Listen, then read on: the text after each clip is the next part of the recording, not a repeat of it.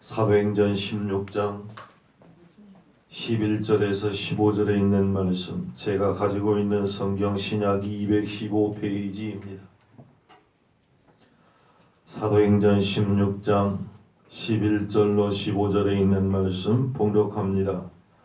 도로와에서 배로 떠나 사모드라게로 직행하여 이튿날 네아폴리로 가고 거기서 빌립보에 이르니 이는 마게도냐 지경 첫 성이요 또 로마의 식민지라. 이 성에서 수일을 요하다가 안식일에 우리가 기도처가 있는가 하여 문 밖 강가에 나가 거기 앉아서 모인 제자들에게 말하더니 도아들의 성에 자주장사로서 하나님을 공경하는 루디아라 하는 한 여자가 들었는데 주께서 그 마음을 열어 바울의 말을 청종하게 하신지라. 저와 그 집이 다 세례를 받고 우리에게 청하여 가로되 만일 나를 주 믿는 자로 알거든 내 집에 들어와 유하라 하고 강권하여 있게 하니라. 아멘. 좋으신 하나님의 충만한 은혜와 평강이 우리 모두에게 있기를 주의 이름으로 축복합니다. 봄바람이 불어옵니다.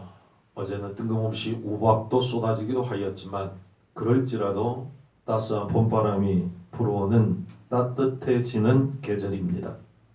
그래서 오늘 그 따뜻한 봄바람, 그리고 오늘 말씀 속에 강바람 따라서 강가로 한번 여행하는 시간을 모시고 가려고 합니다. 유럽에 예수 믿는 사람이 한 사람도 없었습니다.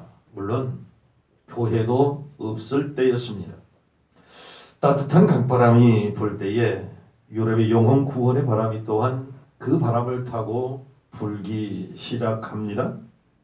바울이 유럽 전도를 위해서 첫 발을 내디뎠습니다.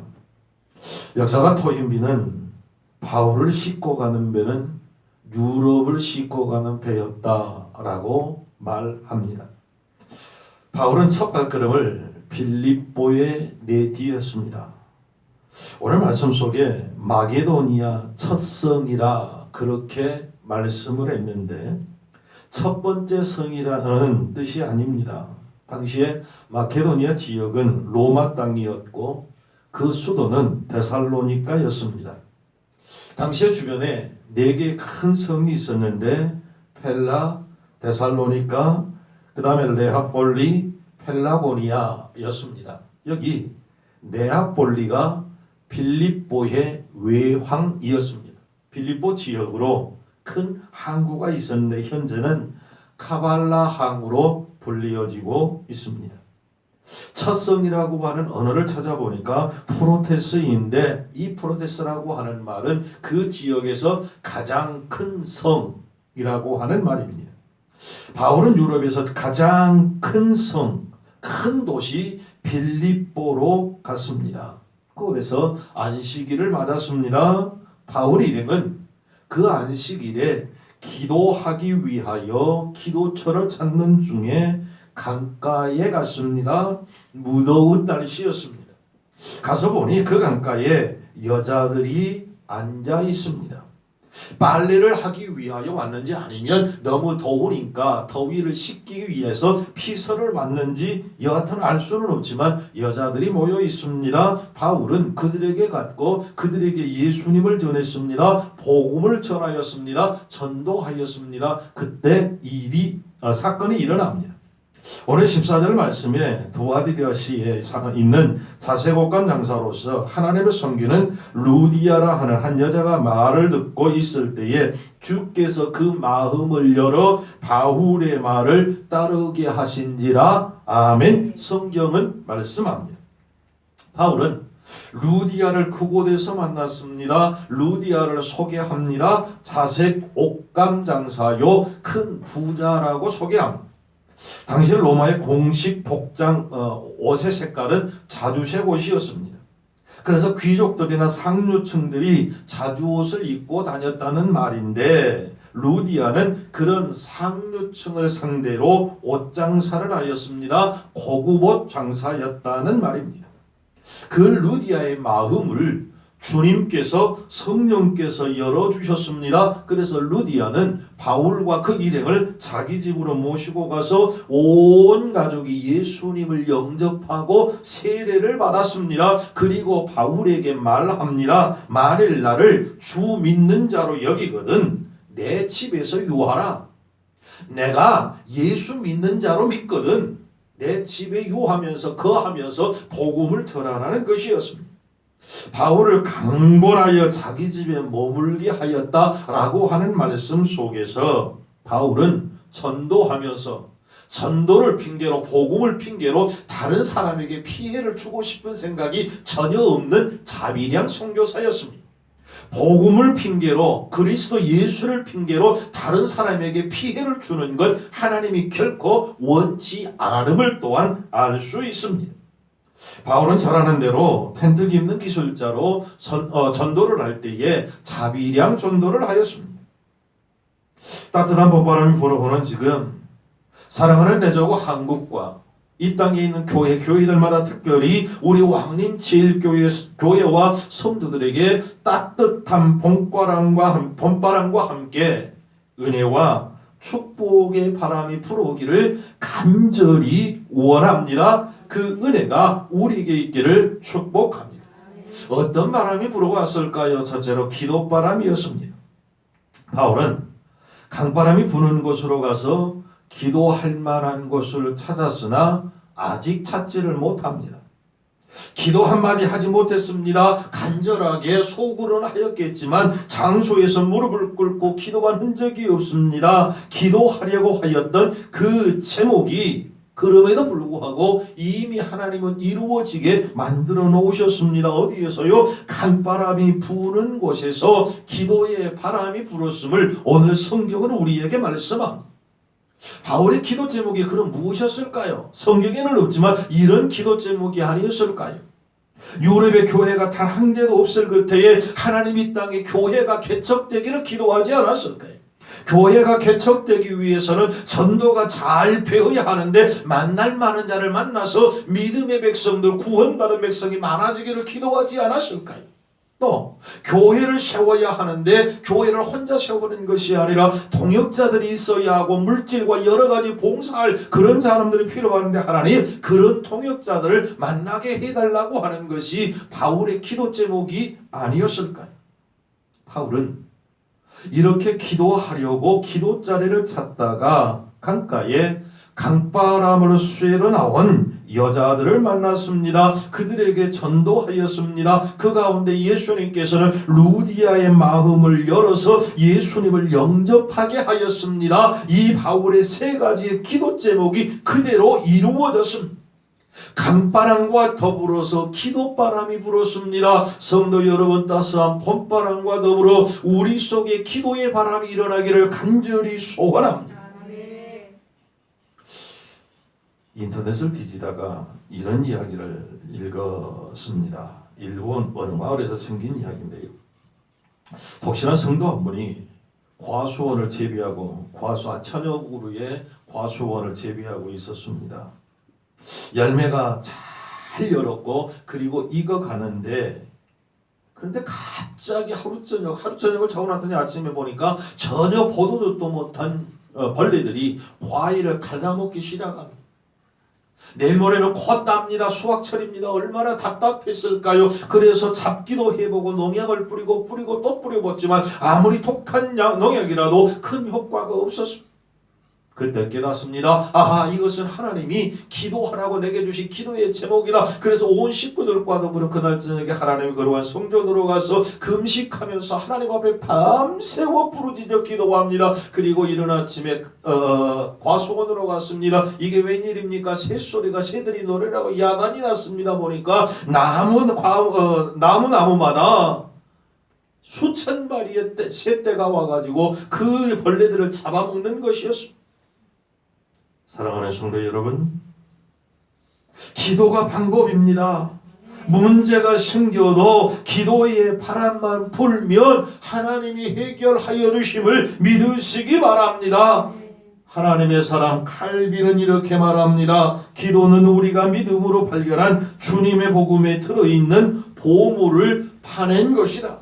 스펄지오 목사님은 말합니다. 기도하지 않고 성공했으면 그 성공한 그것 때문에 망하게 될 것이다.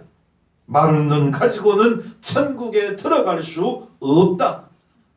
이엠 바운즈가 말합니다. 성자를 만들어내는 것은 기도의 힘이다. 옷을 만드는 것은 제단사의 일이고 구두를 수선하는 것은 구두장의 일이고 기도하는 것은 그리스도인 성도의 일이다 라고 말합니다. 성도 여러분, 우리 교회 한국교회에 이산저산 방방곳곳에 기도의 바람이 일어나기를 간절히 소원합니다. 7, 80년도에 일어났던 구석구석 방방곳곳에서 기도의 소리가 끊이지 않는 그 기도의 역사가 다시 한번 일어나기를 원합니다. 그 역사 가운데 우리가 불쏘시개가 되기를 원합니다. 우리 교회가 불쏘시개가 되기를 간절히 원합니다. 코로나 백신은 다른 것이 아니라 기도가 백신이어야 합니다. 믿음의 사람들은 기도를 놓는 것이 아니라 더 열심히 부르짖어서 기도로 그 백신을 치료함받고 그것들이 퇴치할 때 하나님의 역사하심이 이 땅에 일어날 줄로 믿습니다. 기도의 바람이 따스한 봄바람과 함께 일어나기를 주의 이름으로 소원합니다. 둘째로 전도의 바람입니다. 강바람을 타고 전도의 바람이 불기 시작하였습니다. 유럽 최초의 교회는 강바람이 부는 그곳에서부터 시작이 되었습니다. 많은 왕의 왕이신 주님의 명령 중에 명령이 무엇인가요? 바로 전도였습니다. 예수님의 최후의 명령은 우리의 최초의 관심사가 되어져야 합니다. 전도는 예수님의 한을 풀어드리는 지름길이기 때문에 그렇습니다. 그렇다면 예수님의 마지막 명령이 무엇이었나요? 사도행전 1장 4절 이하 8절 사도와 같이 모이사 저희에게 분부하여 가라사대 예루살렘을 떠나지 말고 내게 들은 바 아버지의 약속하신 것을 기다리라. 요한은 물로 세례를 베풀었으나 너희는 몇 날이 못되어 성령으로 세례를 받으리라 하셨느니라. 저희가 모였을 때 예수께 묻자와 가로되 주께서 이스라엘 나라를 회복하심이 이때니까 하니 가라사대 때와 기한은 아버지께서 자기의 권한에 두셨으니 너희의 알 바 아니요 오직 성령이 너희에게 임하시면 너희가 권능을 받고 예루살렘과 온 유다와 사마리아와 땅끝까지 이르러 내 증인이 되리라 하시니라. 아멘입니다. 우리 예수님의 마지막 명령은 성령을 받고 복음을 전하는 것이라고 분명하게 말씀합니다. 성도 여러분, 따뜻한 봄바람이 불어오는 계절입니다. 이제 우리는 바빠질 것이고 바쁘다 보면 믿음 생활에 게으름이 밀려올 것입니다. 뿐만 아니라 차츰 더워질 것입니다. 그런데 여러분, 아무리 바쁠지라도 덥다 할지라도 밥 안 먹고 살 수 있나요? 잠자지 않고 살 수 있나요? 아무리 바쁠지라도 아무리 더울지라도 먹어야 합니다. 자야 합니다. 쉬어야 합니다. 마찬가지입니다. 덥다고 바쁘다고 우리의 기도와 전도와 예배하는 일을 게을리해서는 안 됨을 믿으시기 바랍니다. 전도하기 어려운 계절이라고 전도를 중단할 수 없습니다. 전도가 무엇인가요? 자랑이 전도입니다. 예수님을 자랑하는 것이 전도입니다. 교회를 자랑하고 목사를 자랑하고 옆에 있는 성도를 자랑하는 것이 전도라는 말입니다. 이제 우리 교회 은혜의 강가에서 기도의 바람과 전도의 바람이 불어나기를 간절히 소원합니다. 멕시코의 나코자리라고 하는 작은 탄광촌에서 일어난 한 사건을 소개합니다. 기차에 그 탄광에서 쓸만한 다이너마이트를 한가득 싣고 기차가 갑니다. 가다가 중간역에서 휴식을 취하기 위해서 잠시 나코자리라고 하는 그 역에 잠시 쉬었습니다. 기관사가 내려와서 볼 일도 보고 그리고 와서 보니까 사람들이 웅성거리기를 시작합니다. 기관사가 가서 보니까 이게 웬일입니까? 기차 뒷칸에가 불이 붙은 겁니다. 그 기차에는 뭐가 실려 있다고요? 다이너마이트가 한가득 실려 있는데 만약 그 다이너마이트에 불이 붙으면 그 지역은 초토화되는 것입니다. 기관사는 물불 가리지 않고 뛰어갔습니다. 어디로요? 기관실로 가서 기차를 몰고 가는 겁니다. 최대한의 속력을 높여서 가는 겁니다. 그리고는 얼마나 지났을까요? 천지를 진동하는 소리와 함께 폭음이 일어나고 연기가 일어났습니다. 사람들은 가서 보았더니 기차는 흔적도 없이 사라졌고 기관사 역시 뼈 한쪽 옷 한 조각도 찾을 수 없을 정도였습니다.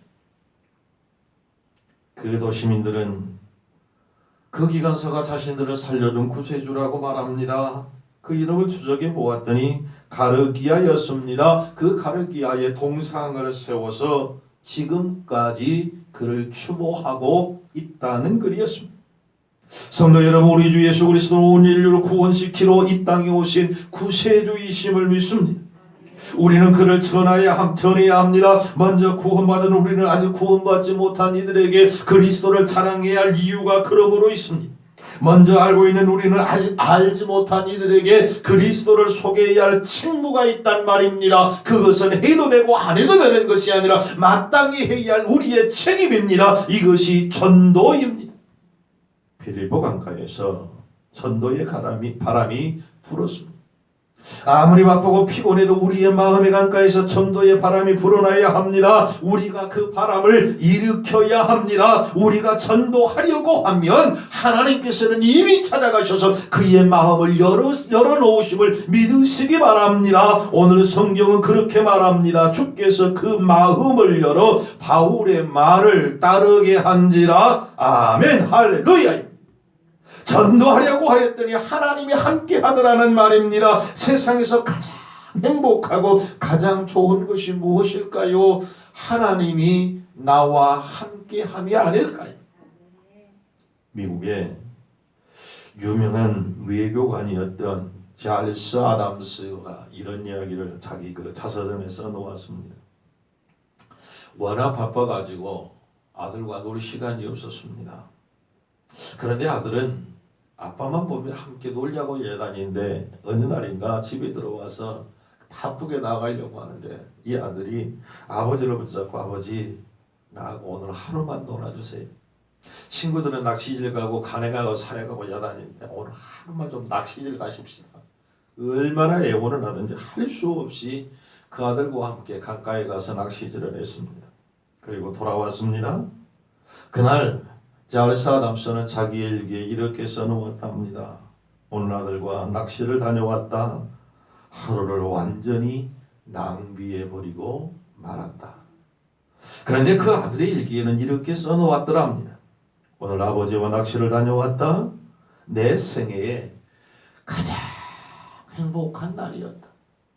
정반대입니다.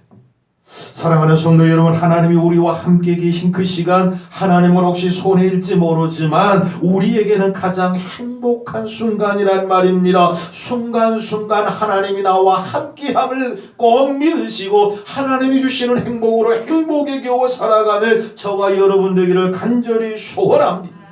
그러므로 전도는 내가 하는 것이 아니라 나는 도구 말만 할 뿐이고 전도는 주님이 하십니다. 그 결과까지 내가 책임지려 하지 말고 하나님께 맡기고 나는 전할 뿐입니다. 도구일 뿐입니다.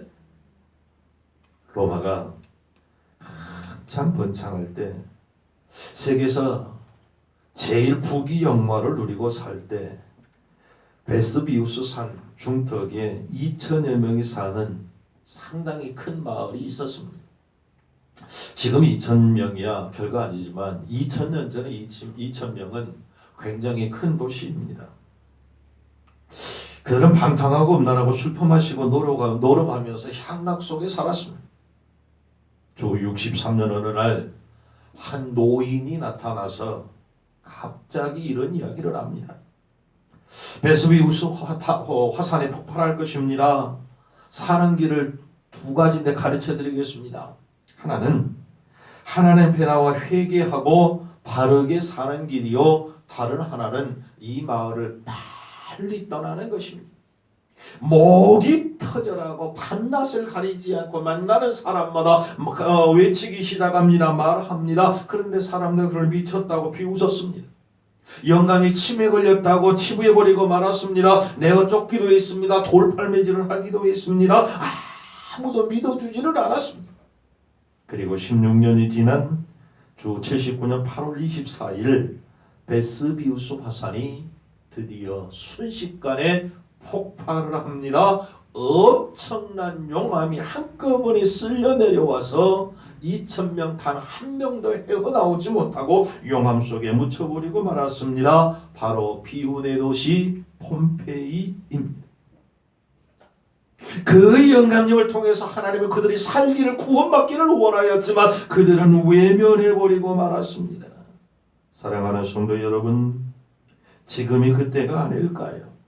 우리는 온 세상에 경고하며 다녀야 합니다. 코로나가 문제가 아닙니다. 예수님을 믿지 않고 기도하고 전도하는 믿음의 사람이 줄어드는 것이, 이 땅에 줄어드는 것이 더 큰 문제입니다. 우리는 나가 외쳐야 합니다. 예수 믿지 않으면 지옥 간다라고. 이 죄악의 도성에서 벗어나는 길은 예수 믿는 길인 것을 우리는 외쳐야 합니다. 그 경고가 반드시 맞는 날이 올 것입니다. 폼페이의 시민들이 용암 속에서 무엇을 생각했을까요?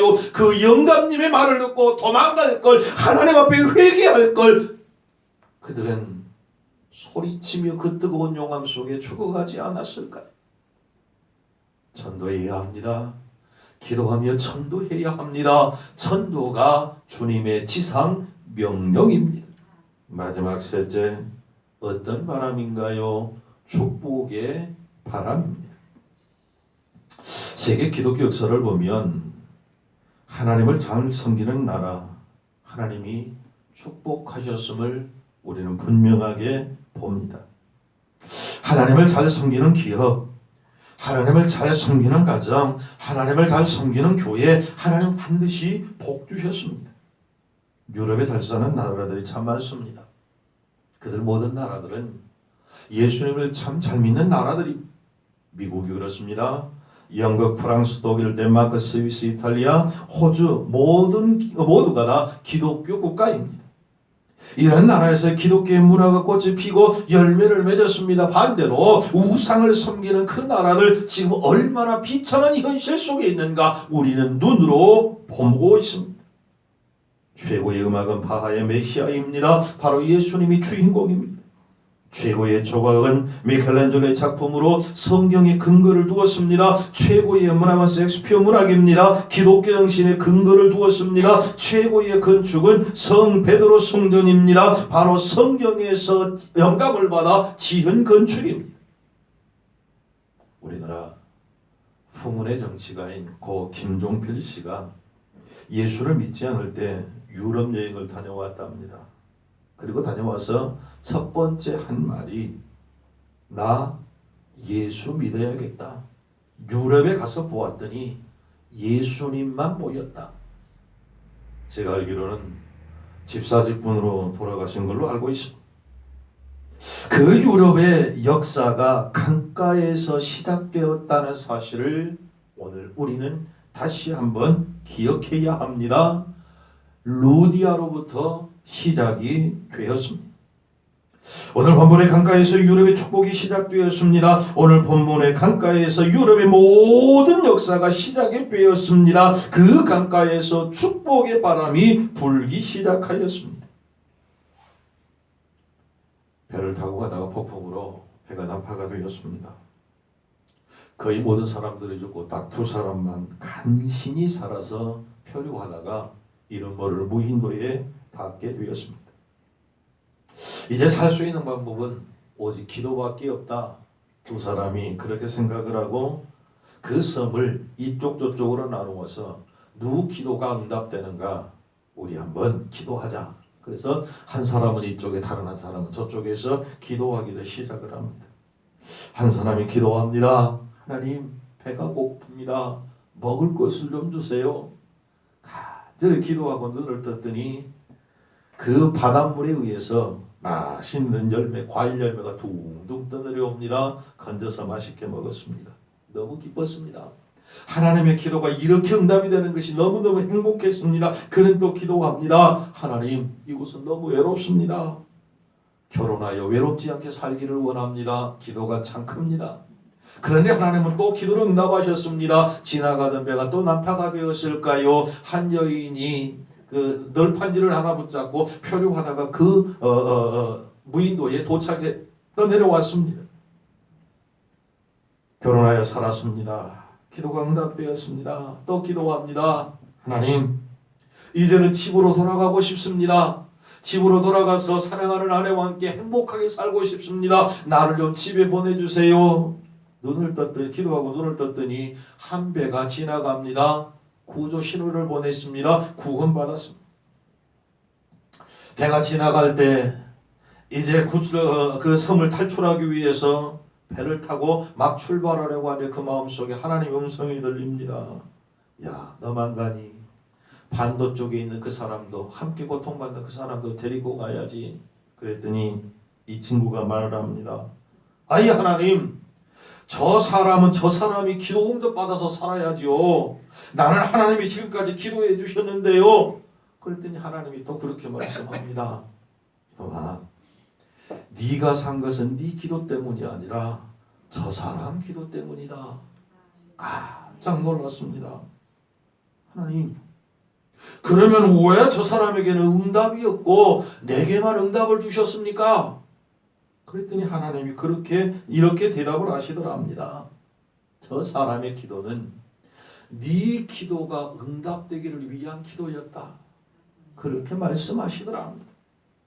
그래서 그 사람과 함께 구출받았다는, 그 무인도를 탈출하게 되었다는 이야기였습니다.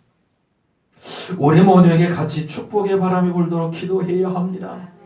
나만 복 받고 너는 쪽박차고가 아니라 나도 복 받을 뿐만 아니라 네가 더 많은 복을 받기 위해서 기도해야 할 책임이 있습니다.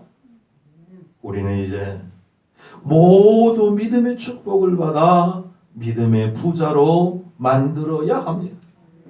하나님을 믿으며 모든 믿음의 부자로 축복을 받을 수 있음을 믿으시기 바랍니다. 믿음을 가지며 천국을 소유할 수 있습니다. 가격으로 따질 수 없는 천국, 영생 돈으로 살 수 없는 영원한 생명을 얻었기 까닭에 가장 큰 부자가 아닐까요? 어느 믿음의 사람에게 세무서 직원이 세금을 매기기 위해서 찾아왔더랍니다. 들어서자마자 이 주인이, 세무서 직원이 갖고 있는 재산이 얼마인가요? 이 부동산인가요? 그랬더니 이 집주인이 말을 하더랍니다. 아니요, 나는 재벌 중에 재벌입니다. 그러니까 세무서 직원이, 아니 재산이 도대체 무엇이 있습니까? 얼마나 됩니까? 그러니까 집주인이 이렇게 말을 하였습니다. 하나님에게는 하나님이 주신 건강이 있습니다. 천국에 내 집도 있습니다. 영원히 살 수 없는 영원한 생명이 있습니다. 지혜로운 자녀들이 있고 건강합니다. 내 아내도 건강합니다. 나도 건강합니다. 그러니 이보다 더 많은 부자가, 더 큰 부자가 어디에 있을까요? 그러니까 세무서 직원이, 그래요, 그럼 세금을 매길 재산이 하나도 없네요. 그리고 가더랍니다. 성도 여러분, 그렇습니다. 우리는 믿음 안에서 축복받은 믿음의 부자들인 것을 믿으시기 바랍니다. 영적 축복의 바람이 불도록 기도하십시다. 전도하십시다. 하나님은 우리를 통하여 반드시 역사하심을 믿습니다. 결론의 말씀을 드리고 말씀을 맺습니다. 따스한 봄바람이 불어오는 계절입니다. 오늘 성경에도 강가에서 여러 바람이 불었습니다. 그 바람은 기도의 바람입니다. 전도의 바람입니다. 축복의 바람입니다. 원하기는 우리 교회와 가정에 이 기도와 전도와 축복의 바람이 올해 태풍처럼 불어오기를 간절히 소원합니다. 어떤 사람이 주말 여행을 떠나면서 파출부에게 아이를 맡겼습니다.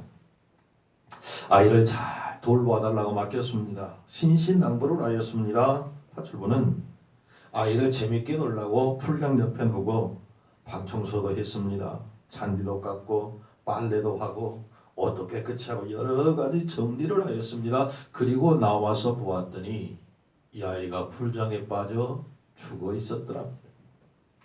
성도 여러분, 이 짤막한 이야기 가운데 어떤 교훈을 얻기를 원하십니까?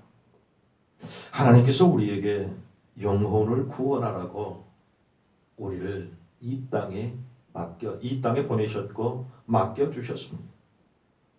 그런데 다른 일을 하다가 다른 것에 신경 쓰다가 빨래하고 방청소하고 잔디 깎고 다른 청소를 하다가 어린아이가 풀량에 빠진 것을 보지 못한 팥줄기처럼 내 주변에 많은 사람들이 죄악의 늪속에 빠져 죽어가는데 내가 다른 일을 하다가 그 죽어가는 그 영혼을 보지 못하였다면 그 책임을 주님께서 우리에게 물으실 터인데 어찌 감당할 수 있을까요? 하나님의 그 책망을 어떻게 받을 수 있을까요? 감당할 수 있을까요? 성도 여러분, 따뜻한 봄바람이 교회와 우리 마음의 강가로부터 불어오기를 간절히 소원합니다. 기도의 바람, 천도의 바람, 축복의 바람을 통하여 하나님의 나라가 더 확장되어지고 교회가 부흥하고 우리의 마음이 풍성한 은혜의 부자의 풍성함이 넘쳐나기를 주의 이름으로 축복합니다. 기도하십시다. 전능하신 하나님,